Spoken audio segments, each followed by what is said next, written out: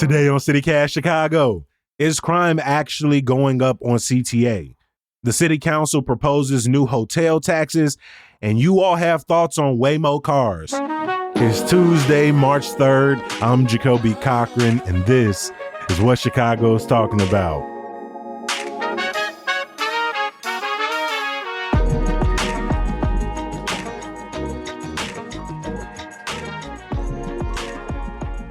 I'm joined today by executive producer Simone Alicea. How you feeling, my friend? I'm all right, Jacoby. How are you?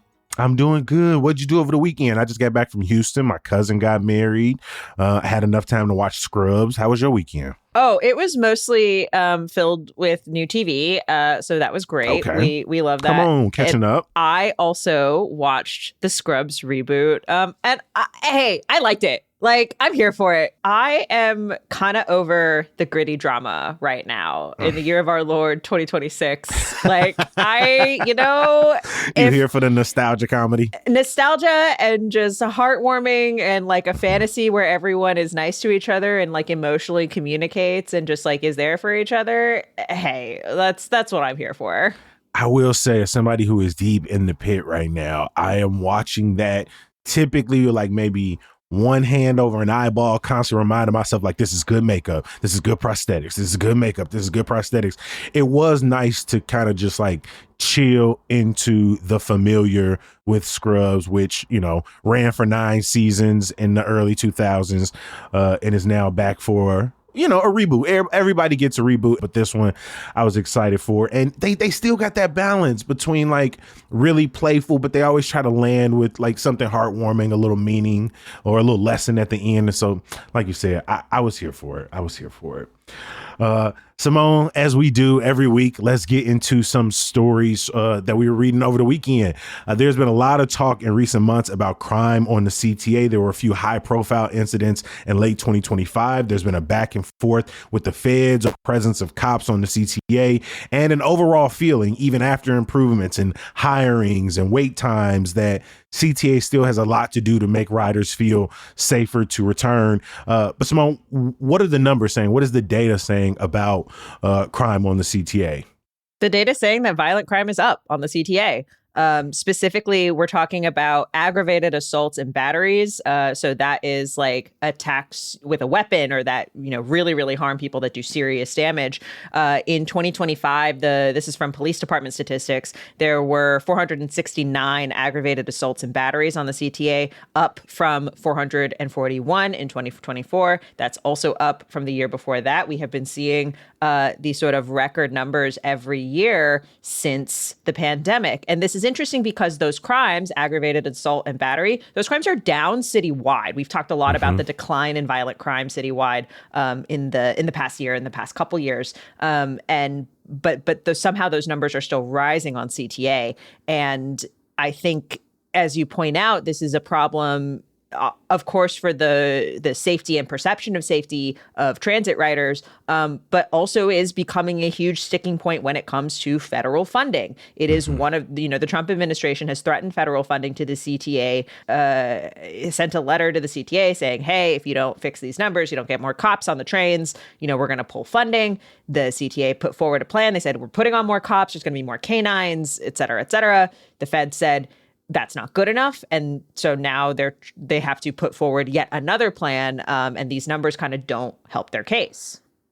Yeah. What's interesting, though, is like, to our point, post-pandemic, this has been a conversation for years now. We've already seen an increased presence in cops and K9 units, and these numbers still seem rising. And so the fact that whether it's the feds or officials are correlating the presence of officers with the reduction or hope for reduction in crime, once again proves that this is a more nuanced conversation, right? When we talk about citywide crime, we talk about investments in mental health care. We talk about investments in on the ground teams and responders and violence interrupters, right?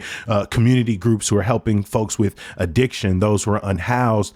And we need to see, I think, similar initiatives when we're talking about the CTA. This is a major public artery in our city, right? It touches so many of our neighborhoods. And we know not only some of the most vulnerable Chicagoans need and rely on CTA, but we also know it can be a hot spot for the people in this city who lack resources. And so the fact that this entire conversation has been one centered around law enforcement, I think officials are missing the moment. I understand they're trying to sort of meet the appetite of the federal government that is law enforcement first, punitive first.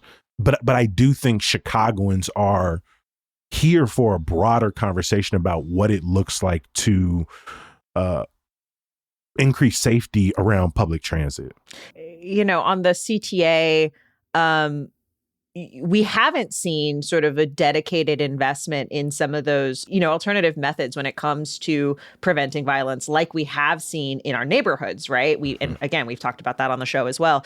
The Sun-Times, who reported on these new numbers, they spoke to a community activist, Tio Hardiman, who leads a group of violence interrupters who work on the Red Line. And there was a quote here that I think was really illustrative to me, where Tio says, the reality is that the people who break the law on the trains are not scared of police, which I think is to say, like, the reason that crimes happen, right? The reason that battery happens, often, much like it is in our neighborhoods when we talk about community violence, often it's interpersonal, right? It is, there's an argument that has broken out that no one is there to mediate, and then it gets violent. I mean, my boyfriend has been assaulted several times on the CTA across lines, the red line and the brown line, for that exact thing, right? That there's an argument that is broken out, or someone's harassing somebody else, someone tries to step in, and then it gets chaotic and people start throwing punches, or God forbid, someone pulls out a weapon, right? Yeah. That, I think, is in addition to whatever else might be going on with that person, if there is, a substance use or substance abuse issue, if there is a mental health issue that is sort of behind that, like, at the end of the day, how do you sort of solve for and actually prevent or mediate these conflicts, particularly on the train? It's also a big difference between stuff that is happening, like, on the platform versus on the train. I think when you're on the train traveling, like, you're trapped in that space, right? Like, you cannot go, like, maybe you can shift cars if it's safe, but, like, you kind of don't know. I think this is interesting because the Sun-Times also put out where they looked at their past coverage over the past 60 years of how Chicago has tried to grapple with crime on the CTA. And it's sort of the same debates, there was... It's like we're oscillating between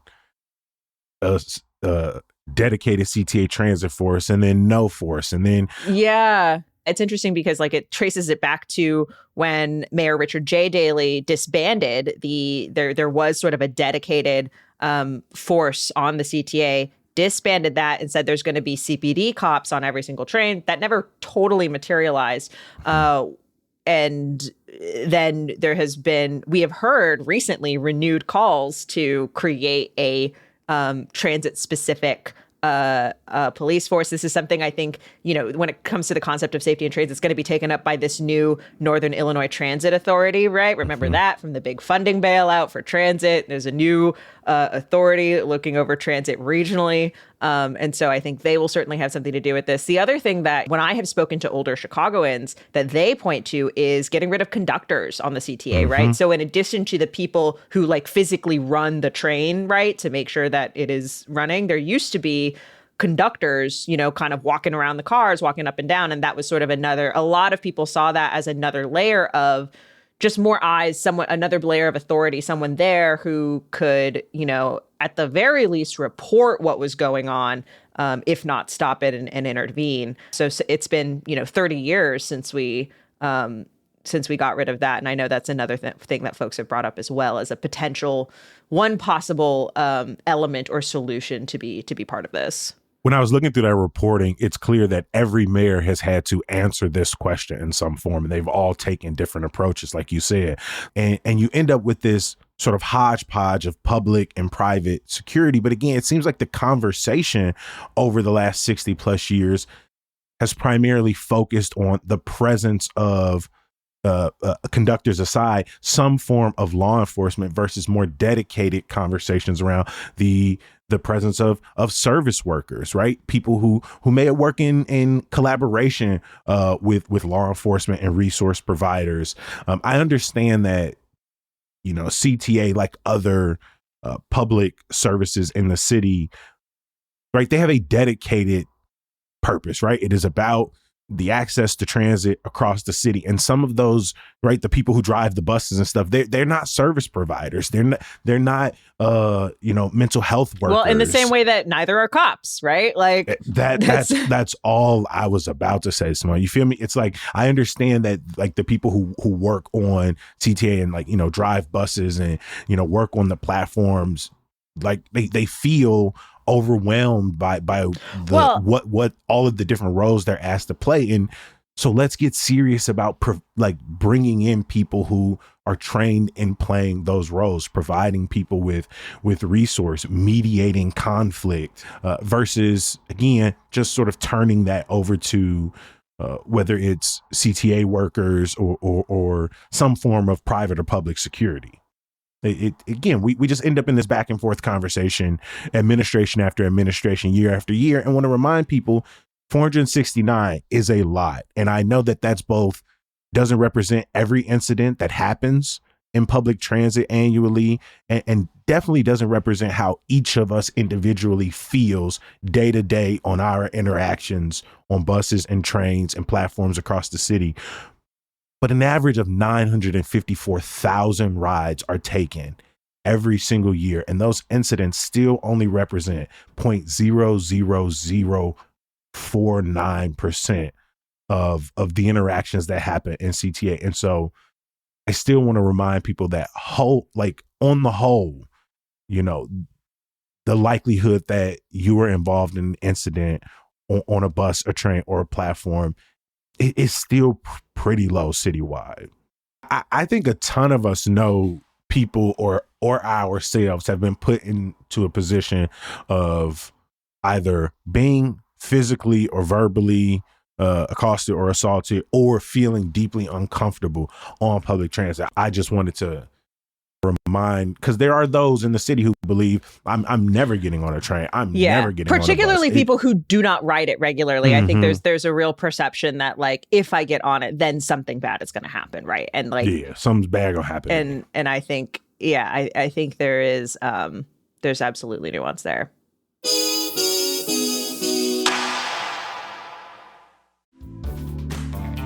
Access Contemporary Music's Sound of Silent Film Festival is now in its 21st year. And I already know what you're thinking. Kobe, this an audio medium, and that sound a bit like an oxymoron. Doesn't a silent film festival just sound like this? But here's the thing. This festival features newly composed musical scores performed live, so it's movies and a concert. These silent films were selected from more than 100 submissions to an international call, and they span comedy, drama, experimental, and beyond. Plus, they short. Each one is only about 2 to 15 minutes long. And to top it all off, the festival is at none other than the Music Box Theater, one of my favorite spots in the city and a beautiful setting for this kind of event. The Sound of Silent Film Festival is happening Wednesday, April 8th at 7:30 p.m. Tickets are available at acmusic.org.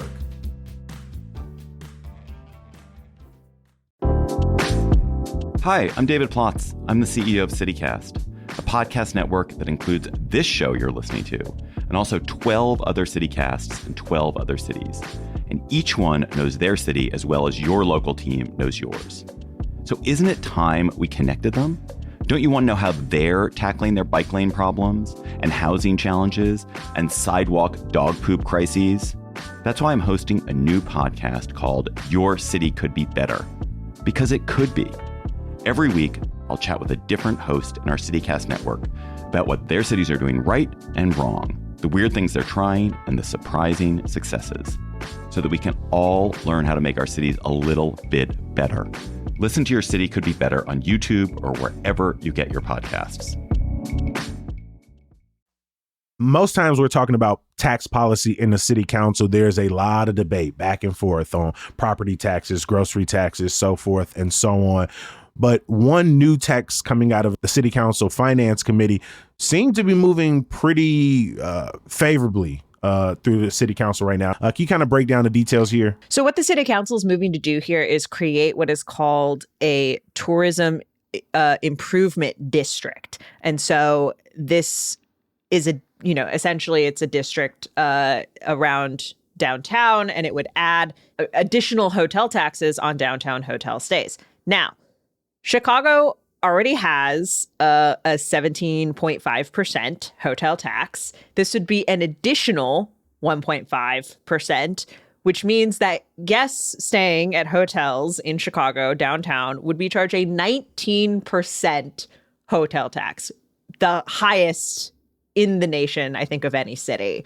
You might hear that and you're like, oh, of course, City Council raising taxes again. But I think one of the reasons that this sailed through the committee so easily is because generally hotel taxes are not paid by Chicagoans, right? We most of the time, we're not using hotels downtown. The people who are using hotels downtown are the people who are coming in for conventions, for Lollapalooza, for concerts and various other events, right? And so, and that's kind of what Alders said when they were debating this is sort of like, oh, well, yeah, I can tax somebody else and still get some money. Unlike other hotel taxes, which are distributed in a variety of ways, as you might remember, a lot of it is being used to pay down that Soldier Field renovation.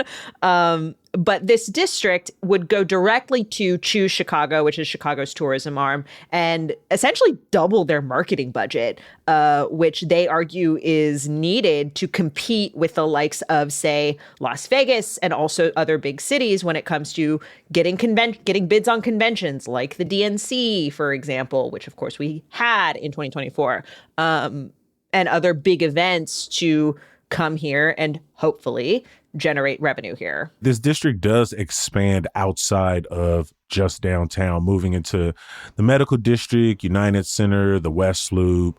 I think it extends up to like North Avenue. So that's like Streeterville, River North, Gold Coast, and goes all the way down towards Bridgeport and Bronzeville. One alder did suggest, and I wonder if it makes it into a final version of this, that Chicagoans would be, not only do we not aren't the ones traditionally paying these taxes, but also he wanted an exemption for Chicagoans who are paying for hotel stays in and around this tourism district. Seems like everyone's in agreement on this one. The idea that it'd be continue Chicago streak as the highest doesn't seem like it's going to scare a lot of people right now. Choose Chicago is reporting, increase in hotel stays. They're booking more conventions right now. They're flaunting MLB All-Star game on the way, WNBA All-Star weekend coming up this summer. And so they feel that between the increase in budget and Chicago's overall attractiveness, that this 1.5% isn't going to absolutely scare people away. Tourism is a huge part of our economy. It's why we spend so much time talking about the airport, right? It's why we spend so much time talking about just talking about downtown in particular, right? Obviously of huge interest to Chicagoans in general, but the tourism aspect really cannot be overstated. And, Chicago always faces challenges when it comes to, for example, perceptions of crime, right? And sort of narratives about crime that Choose Chicago is often trying to combat outside of Chicago. There's sort of a doubling of that when we also talk about Operation Midway Blitz and the presence of federal agents and immigration enforcement here in Chicago, right? There are a lot of narratives that the tourism arm has to combat in trying to entice people to come and visit. And so that is why they say they need more money here. I think it's interesting that this vote happens around the same time that the Chicago Loop Alliance announced plans to turn the Loop into like an arts district. There's not a ton of details on that yet, but basically they announced that there's basically been this discussion around all these vacancies right downtown, and people trying to figure out what to do with those.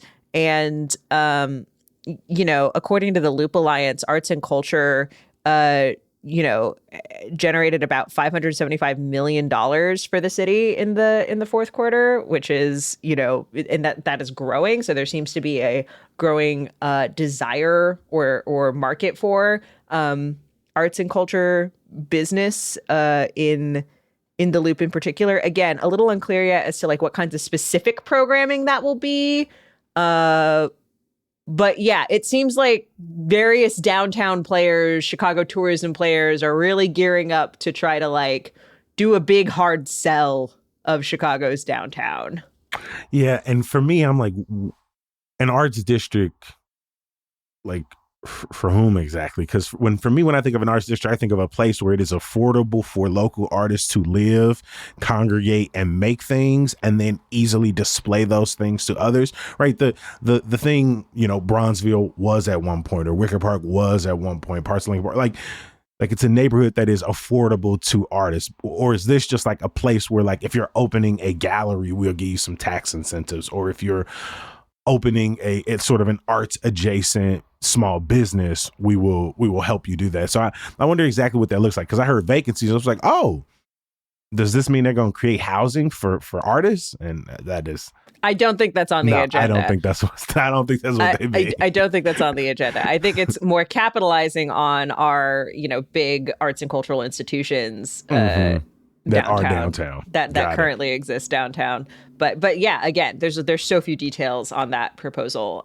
But yeah, I don't know. I guess as we head into the busy, festival season's coming up, the festivals are hiring, like, I don't know, 'tis the season to talk money when it comes to arts and tourism in Chicago.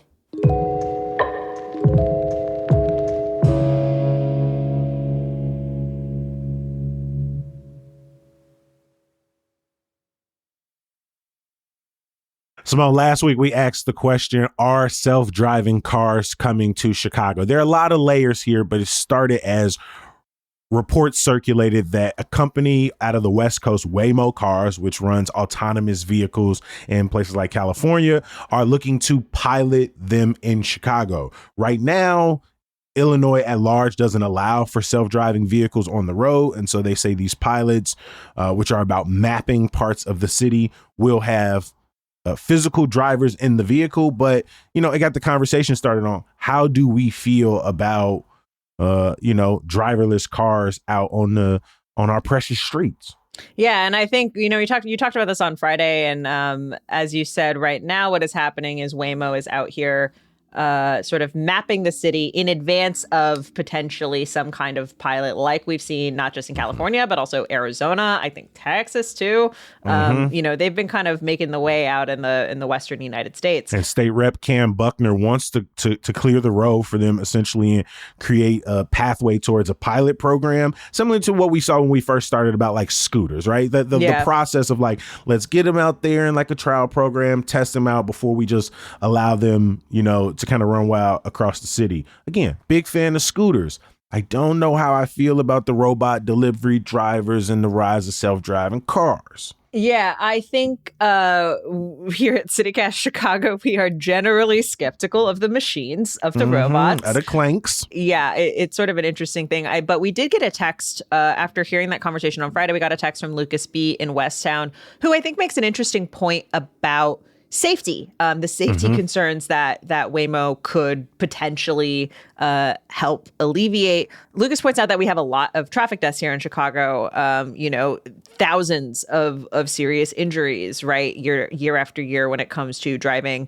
And Lucas says, driving safely all the time is a truly difficult task, especially these days with so many opportunities for distraction. We humans just aren't good enough at it to make this transportation system safe. I wish for a future where self-driving cars are the norm and safer than we can ever hope to be ourselves, where any deaths and injuries are the fault of the companies building the cars and software, and they can be held accountable instead of just individuals existing within a flawed system. I think this is an interesting concept, and there is some data to suggest that Waymo cars in particular are safer than human drivers. They themselves have released some data. And so this is coming from the company itself, which again is owned by Google's parent company, Alphabet. Data from the company itself sort of compares accidents by Waymo cars compared to drivers on the same roads, on the same routes that Waymo cars are taking. And there are fewer when it, like, percentage wise, when it comes to the driverless cars, the autonomous vehicles. And so I think this is when it comes, we've talked a lot about like safety on Chicago's roads and the concept of Vision Zero. And, ironically, we're talking about this in a year where we have hit a low in traffic deaths in Chicago. But we've talked about sort of the building of infrastructure around that when it comes to bike lanes, pedestrian protections, and things like that. But, would it behoove the city to consider, dealing with the drivers here? The drivers themselves? Does it make sense to get more drivers off the road? Now, that said, I think this vision presented is a bit rosy when I think about sort of just like how these things have actually worked. Would the proliferation of Waymo cars necessarily mean fewer Chicago drivers? I'm not so sure about that. I mean, one thing we found with rideshare, the proliferation of rideshare, is that like that has not necessarily meant fewer drivers. It still fundamentally means more cars on the road. And so I'm not sure that maths exactly. And then I think the other sort of more important part here is this idea of the companies being held accountable. I don't know that we necessarily are thinking about or have the mechanisms in place to do that. And, obviously we could try to develop those things, but it is hard not to be cynical about that again in the year of our Lord 2026. And thirdly, the question I keep having when it comes to anything autonomous is we saw how disruptive rideshare was to the taxi industry, right? Monetarily, people not being able to make enough money to live. And now, people are relying on Uber and Lyft, but also, you think about Amazon package pickup and things like that as a source of income. Often it's not the only source of income, but a source of income. And often an exploitative one, right? How many times have Lyft, DoorDash, Uber been dragged through the mud? But an industry that has risen up in the last decades plus and is a major source of, like your point, of people's income. Well, and can we really afford to be taking away streams of income from people right now? Like, we don't really have something to replace that. And that is sort of the other big thing that I struggle with when it comes to, again, any automation of any kind, right? Of, instead of creating like automation such that, okay, now we can spend our time and resources on, helping provide for people, that just tends not to be the case. Like, that just tends not to happen. It tends to just be, oh, we've lost this source of income. Now what? And so, but it's an interesting concept, this idea of safety. It's something I hadn't considered when sort of the announcement was made. For sure. My first thought, for example, when people are talking about bringing autonomous vehicles, I immediately thought about the hiring shortage with CTA and the idea of like, oh, what would it look like if there were more self-driving buses on the streets of Chicago? And then I slow down and I go, yeah, but are people not, going out for those jobs because they don't want to drive the bus or because they don't feel that's a safe workplace, right? And so again, it comes back to this point of, how much is this going to disrupt people's livelihoods? And the idea of this being purely about efficiency or safety, like on its face is very, like a very humanizing conversation. We're thinking about people's lives, but at the same time, like, how far does that argument go when we think about replacing people in healthcare spaces, or replacing people on the roads? Like, how far does the conversation, well, this will be safer, this will be more efficient, comes at the cost of people's livelihoods, again, in industries that they're already being deeply exploited in. And so, yeah, I'd like there to be safer streets. And to get to a place in where there's increased safety, you're advocating for like driverless cars to just simply replace a good majority of the drivers on the road, and beyond expense and like people's desires. Like that seems very impractical, and I don't know. Yeah, I was trying to be imaginative about this. Like, okay, well, what would a system like that look like, where you'd actually, like, what would be a system whereby it would actually take drivers off the road? And I think it would be interesting, and it would essentially say that driving is to get a license, right? It's somewhat regulated, right? You have to you have to take a test and prove that you know how to drive. But what if we made that test a lot harder? And what if you had to have safety checks more regularly? Like, what if that was way more regulated? And actually, the only drivers on the road are the human drivers on the road are the people who, you know, have proven safety records, audits of their backgrounds, and essentially. And we force car manufacturers to lower speeds and make safer vehicles. And we build infrastructure such that it benefits pedestrians and cyclists, right? Generally, you have lower speeds on roadways. And so, you're both sort of getting at the infrastructural issues, you're getting at sort of the regulatory issues around who is on the road. And then generally most cars you find on the road are doing first mile, last mile issues, and they're driverless, right? So it's getting from the train stop to whatever your station is, right? That's generally who is on the road, people who are highly trained, bus operators. That's so tough though, because what it would take to make sure your vehicle is constantly up to code, and what it would take for you to have to prioritize that learning and those renewal processes, how that makes. Well, it would turn driving. The thing about driving in America, Jacoby, is driving is seen as our God-given right. Because of the way our infrastructure is designed for so many people, who live on the far south side, if their job is in downtown, right, in public transit, driving feels so in many ways their only connection to opportunity. And so it's if you just made it drastically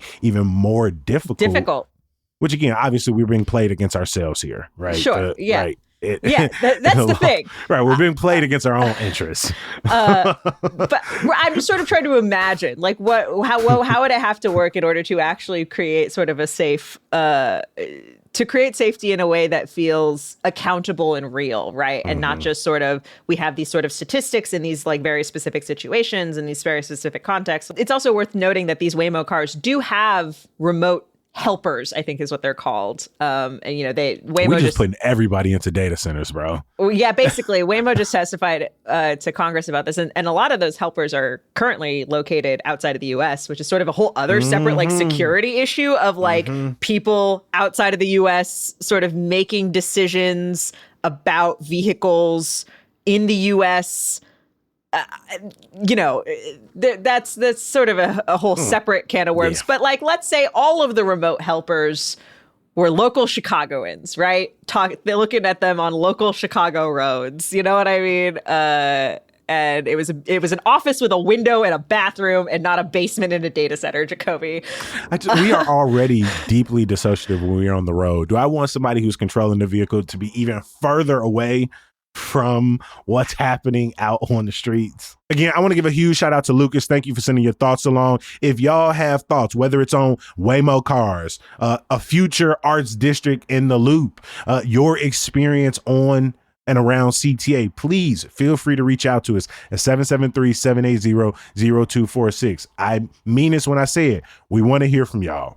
I want to give a huge thank you to our executive producer, Simone Alisea. Hey, thanks, Jacoby.